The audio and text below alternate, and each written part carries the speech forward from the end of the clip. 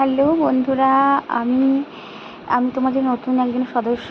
এই দেখো প্রাকৃতিক দৃশ্যটা সকালে এত সুন্দর, মানে আমি পুরো দেখে মুগ্ধ হয়ে গেছি। কিন্তু বৃষ্টি হচ্ছে, দেখতে থাকো।